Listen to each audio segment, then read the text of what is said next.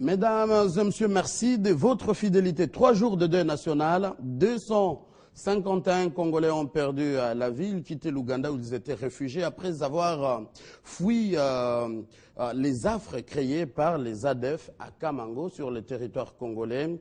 De leur retour, ils ont connu un naufrage. Les drapeaux sont en berne sur toute l'étendue de la République démocratique du Congo pour les rendre hommage. Nous allons parler de ces actions et décisions très en retard du gouvernement congolais. On en parle dans Ça fait débat.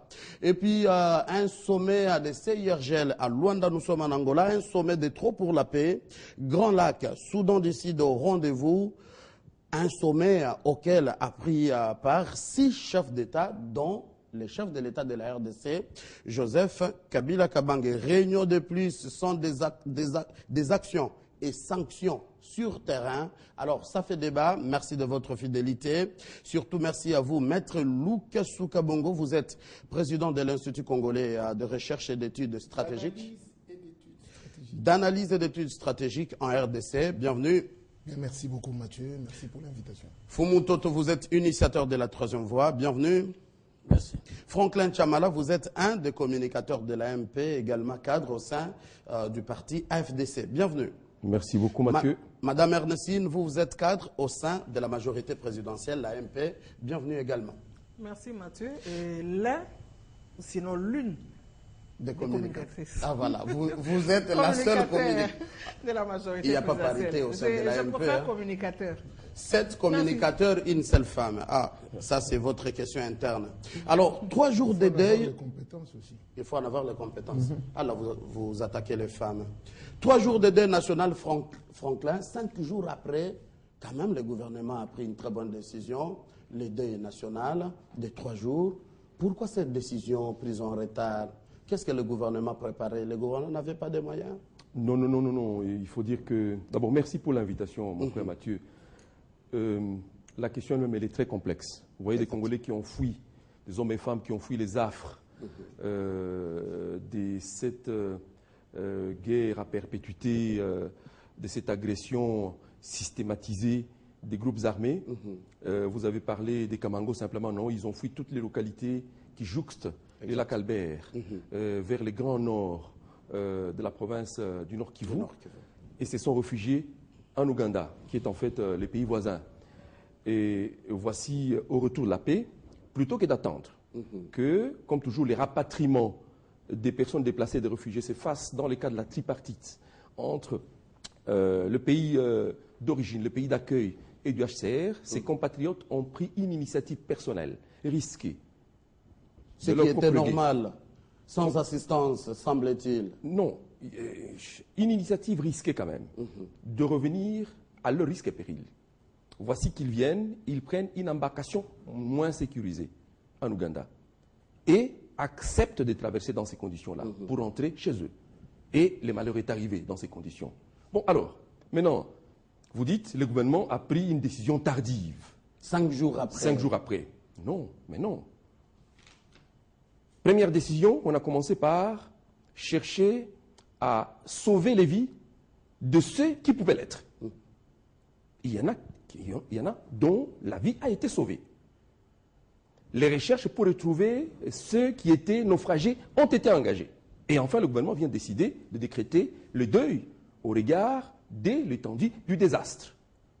Bon alors, maintenant, qu'est-ce que national sans assistance aux familles attristées? Qu'est-ce que vous en savez, Mathieu? Qu'est-ce que vous en savez? C'est plus tard qu'hier que le gouvernement, au ministère de l'Intérieur, vous vous réunissez pour prendre une décision. Non, mais parce que l'action est toujours précédée par la réflexion. C'est ça la rationalité. C'est ça la rationalité. Ces Congolais ne sont pas morts parce que vivant au Congo. Ces Congolais vivaient à l'étranger et n'ont pas voulu attendre, comme des coutumes et comme la loi le veut, que leur rapatriement soit organisé conformément à la loi. À la loi. Alors maintenant, que le gouvernement ait pris le temps de réfléchir, parce que c'est une catastrophe qui arrive, il faut planifier un certain nombre de choses. Et la planification implique la réflexion. Nous sommes habitués à agir avant de réfléchir. Ici, il faut, dans une certaine rationalité, réfléchir avant d'agir. On revient à vous tout à l'heure. Alors, vous êtes président de l'Institut congolais d'analyse et d'études stratégiques, Maître Lukasu. Mais Quelle lecture? je trouve que ce que M. Tchamala vient de dire là est très grave. On dirait que M. Tchamala a pris une certaine léthargie gouvernementale.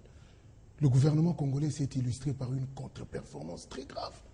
Mais ça, et je vais le démontrer ici. Écoutez, ce n'est pas un peu trop.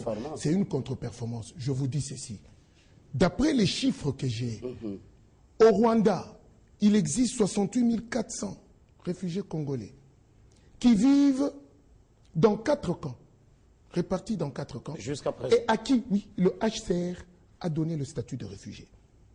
Au départ, quand ces réfugiés congolais sont arrivés suite aux actions de l'ADF Nalu, ils sont arrivés en Ouganda, ils étaient au nombre de 55 000. Ils étaient dans 4 camps encore. À Bubukwanga, à Kiangwali, à Rwamwanja et à Kamwenge, en Ouganda. Vous comprenez? Et le plus gros camp, là-bas, c'est le camp de Rwamwanja qui a 42 km². Regardez un peu. Ces réfugiés-là fuient comment? Ils fuient leur propre pays. Suite à quoi? Aux atrocités subies pendant 20 ans de guerre. Par un groupe armé qui serait encore ougandais. Pas par un groupe armé, par nos agresseurs habituels, l'Ouganda et le Rwanda. Et aujourd'hui, le Congo n'a pas développé une diplomatie ou une façon d'agir en collaboration avec la Direction générale des migrations, en collaboration avec le ministère de l'Intérieur. D'ailleurs, au ministère de l'Intérieur, il existe une commission nationale pour les réfugiés. Vous comprenez? Exactement. Comment cette commission nationale existe? Elle ne sait pas gérer la question des réfugiés. Mathieu, c'est très grave. Regardez ce qui est arrivé. Pendant que le sommet de la COMESA s'est tenu ici à Kinshasa, et que le président Museveni se faisait recevoir au sommet là, en se faisant applaudir, les Congolais l'applaudissaient, les réfugiés demandaient de quitter les camps, les 4 camps ici en Ouganda. Et c'est l'Ouganda qui refusait? Oui, l'Ouganda s'y opposait. Et regardez ce qui est arrivé. La communauté internationale a coupé l'aide, les vivres à ces réfugiés-là. Ils n'avaient pas d'autre solution. Ça s'appellerait génocide alors? Ok, ils demandaient de retourner. Sur les routes pour atteindre la frontière, on leur a posé des traquenards et des barrières. Pendant que le sommet de la COMESA s'est tenu ici. Et silence du côté gouvernemental. Silence total du côté du gouvernement. Ces réfugiés ont souffert et sont arrivés au port pour prendre une embarcation de fortune et ont coulé. J'ai même difficile à présenter. Ça, c'est vraiment un bel état de lieu. Écoutez, et je vais vous dire ceci, que c'est très grave de la part du gouvernement congolais, de la communauté internationale. Pourquoi? J'ai quelques chiffres ici. Rapidement. La parole qui doit circuler. En 2013, le budget qui a été donné au HCR pour la République démocratique du Congo est de 183 millions de dollars. C'était pourquoi cette hausse s'expliquait par l'augmentation de la population réfugiée et du nombre de déplacés internes dans le conflit de la RDC. En 2014, les besoins financiers pour la RDC ont été fixés en 177 millions de dollars. 52 millions ont été alloués au programme pour les réfugiés. 75 millions destinés à la protection et à l'assistance des déplacés internes. 47 millions alloués à la réintégration des rapatriés congolais. 1,6 million consacrés aux questions des apatrides. 2 millions de déplacés internes vivant dans des camps ou dans des familles d'accueil qui sont chassés par le conflit. Je me demande comment la Commission nationale sur les réfugiés n'a pas pu gérer cette situation-là. Bien avant, alors que bien avant et coordonner cette aide-là. Et j'appuie Mathieu, s'il vous plaît. Ça d'accord, Maître Mathieu, rapidement. Il y a 30 ONG qui opèrent en République démocratique du Congo. Sur le dossier des réfugiés. Sur le dossier, en collaboration avec les HCR et qui bénéficient de cette aide. La parole va vous revenir tout à l'heure. Décréter un deuil national aussi tardif, c'est très grave. Mais c'est honoré à ces âmes congolaises. Écoutez, pendant que ces Congolais souffraient, qu'est-ce que le gouvernement a fait pour leur vie? Ça, c'est une très bonne question. Alors, Madame Ernestine, elle est vraiment l'une des communicateurs de l'AMP. Vous avez la parole. Pourquoi ces décisions vraiment en retard du gouvernement congolais? Mathieu, d'abord de cœur avec le gouvernement congolais, avec la nation congolaise entière, avec les familles de ceux qui sont éprouvés, il faudra compatir avec eux et leur présenter les condoléances. C'est un cas malheureux, c'est vrai.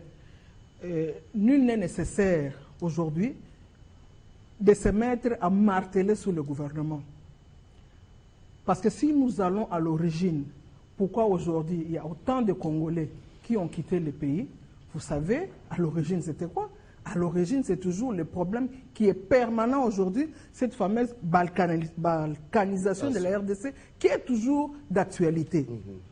Dans une situation de crise comme celle-là, d'insécurité, dans une situation de guerre, il est normal que pour sauver sa vie, que pour sauver sa peau, qu'un peuple, que des personnes qui se trouvent dans cette situation trouvent des solutions. Et dans les solutions à trouver, qu'on le veuille ou qu'on ne le veuille pas, le droit international humanitaire organise la question des réfugiés. Les pays qui reçoivent des personnes qui fuient un danger imminent, sinon un danger qui est permanent, ces pays se doivent d'accueillir ces peuples d'une certaine façon. Pourquoi est-ce qu'on appelle camp des réfugiés? Les camps des réfugiés sont organisés. On dit que la responsabilité serait partagée. Vous, du côté... Justement, je suis en train d'en arriver. C'est pour cela que je vous ai dit, ce n'est pas nécessaire de se mettre à marteler simplement sur l'État congolais. Il y a les pays d'accueil, c'est lui qui reçoit. C'est vrai, il y a les pays d'origine, mais il y a le HCR. Vous pouvez vous imaginer, dans un camp de réfugiés, si le camp est organisé, 300 personnes, plus de 300 personnes, sortent du camp, font leur bagage et vont prendre un moyen de transport quelconque, une embarcation, pour sortir du camp des réfugiés. Et ils sortent de ces camps sous l'œil complaisant du pays qui les accueille, aussi sous l'œil complaisant du HCR. Peut-être j'ajouterai aussi sous l'œil complaisant de la RDC. La RDC, c'est vrai, qui n'est pas sur place, mais qui quand même a certaines représentations. Le tout premier problème, la toute première responsabilité, c'est au pays qui accueille. Voyant une masse aussi importante de personnes sortir, mais c'est le moment de convoquer la tripartite, RDC, Ouganda, HCR, pour essayer de régler la question. Ce n'est pas dit que lorsqu'on est réfugié, on est obligé de rester dans les pays qui vous ont accueilli. Lorsque vous sentez la nécessité de rentrer chez vous, évidemment, la demande est faite. Mais c'est à ces pays d'organiser. Ce n'est pas à cette population d'aller prendre un moyen encore privé, une embarcation privée où c'est sûr mais que ce sont des gens... la souffrance, l'aide justement, que faire, je suis en train d'en venir. Autant mourir chez soi. Je suis en train d'en venir. Ça veut dire que même dans les camps, l'organisation lui-même, sinon la prise en charge de ces réfugiés, n'a pas été au rendez-vous. Que de rester dans une constante souffrance dans les camps de réfugiés, il vaut mieux aller dans son pays. Je vous donner un adage, malheureusement, il est en Chiluba, je sais que c'est l'une de nos 4 langues nationales. Je commence à parler déjà Chiluba. Qui est dit, Kavula, Wakaleja, Kalume Kwab. Donc lorsqu'il pleut là, il y a même mon nom là-dedans. Tout le monde se rend compte que je suis sur la route, je ne suis pas chez moi. Il faut vite rentrer chez moi. Ces peuples s'est rendu compte que, ces Congolais se sont rendus compte que la guerre a cessé chez eux. Les ADF Naloula, on les a déjà renvoyés. C'était le moment de rentrer. D'accord, Madame Racine. Mais au moment de rentrer, c'est à l'Ouganda, en ce moment-là, qui les a reçus. Qui les a reçus, qui devait organiser ces retours-là en paix. Oui, qui devait organiser les choses. Mais les choses sont pas organisées de cette façon. Fumutoto, vous êtes initiateur de la troisième voie. Vous avez suivi le point de vue des autres. Un peu une décision tardive du gouvernement congolais. Mais certains médias ici en RDC titrent que ça serait un coup délibéré des services et de la police ougandaise. Monsieur le journaliste, nous devons créer un courant de pensée pour combattre l'ignorance, la peur et la pauvreté, pour combattre le tribalisme, le régionalisme et la malgouvernance. La majorité actuelle est championne en ce qui concerne la malgouvernance. Mais en quoi? C'est un retour. Je vais démontrer. Gouverner, c'est prévoir. Prévoir, c'est anticiper. Anticiper quoi? Connaître qu'ici, il y aurait malheur et travailler d'avance. Lorsque nous disons que nos frères viennent de périr aujourd'hui, d'abord je commence par dire condoléances au nom de la troisième voie et de l'opposition républicaine à tous les Congolais profondément attristés par ce malheur. Je suis personnellement impliqué parce que je suis Congolais. Monsieur le journaliste, vous dites nos agresseurs